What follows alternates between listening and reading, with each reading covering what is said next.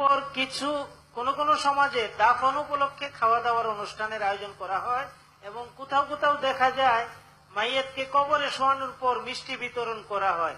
ইসলামের দৃষ্টিতে এই বিষয়টি কি? ইসলামের দৃষ্টিতে না, আমার দৃষ্টিতে এটা খুবই ভালো।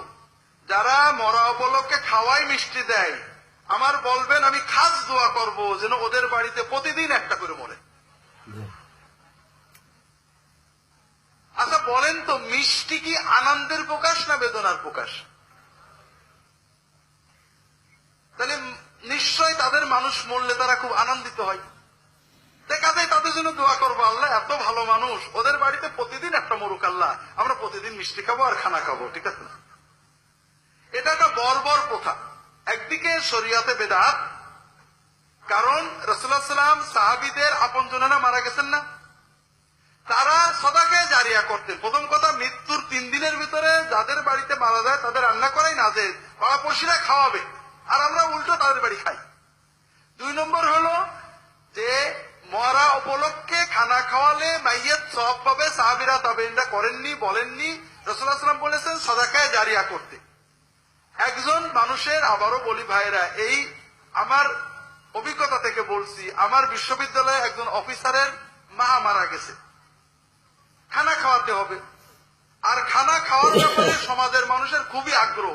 বাপ মরেছে খাওয়াইলো না, কৃপণ বলে না, বলে না। কারণ সমাজে 2টো খানা ফ্রি, একটা হলো বরযাত্রী খানা আর একটা মৌতে খানা। আর বাঙালি এত লোভী, এই ফ্রি খানা খাওয়ার জন্য মানুষের উপর এই অত্যাচার করে। বাপ মরে গেলে খাওয়াবি না? আরে আমার বাপ মরে গেলে কি আমি খুশি হয়নি যে খাওয়াবো? আমার ছেলে বিয়েতে খাওয়াবো, খেয়ে যেও, বাপ মরে খাওয়াবো কেন? বাপ মরলে কি করতে হবে? রাসূল বলে সাদাকায়ে জারিয়া করতে। ওই গল্পটা বলি। বিশ্ববিদ্যালয়ের একজন অফিসার, নাম বললে আপনারা চিনবেন, উনি আমাকে বলছেন, আমি তখন ইসলামিক টিভিতে আলোচনা করতাম। তিনি বলছেন যে টিভির আলোচনা করছেন, আমি আমার বাপ বসে শুনছি। এখন গ্রামের সবাই বলছে বাপ মা মরে গেছে, খানা করতে বিরাট, বাপ ছেলেরা সবাই অফিসার, সচ্ছল, সমাজের মাতবর। এখন এই উপলক্ষে কথা হচ্ছে, আপনার আলোচনা হচ্ছে। তা আমি ওই আলোচনায় বলছিলাম যে আপনি 2 লক্ষ টাকা 1 লক্ষ টাকা খরচ করে খাওয়ালেন, প্রথমত নবীর তরিকার খেলাফ সওয়াব হবে না।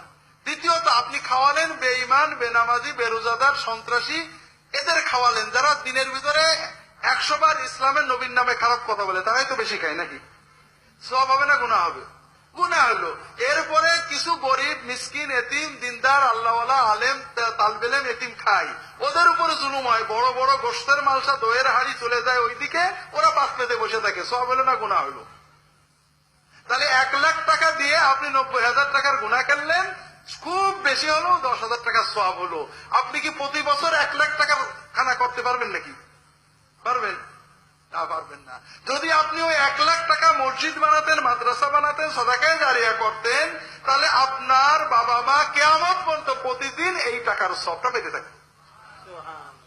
আমার ওই ভাই বলছে, স্যার আপনার এই কথা শুনে বাপ উঠলো লাভ দিয়ে, আমি কোনো খানা করব না, জাঙ্গালিয়ার হুজুরের মাদ্রাসায় একটা বড় ঘর করবো। কথা বোঝেননি? আসলে ভাইরা আমরা ভুল বুঝি। এই খানা সামাজিকতা, এর ভিতরে সওয়াব তো নেই, গুনাহ হবে।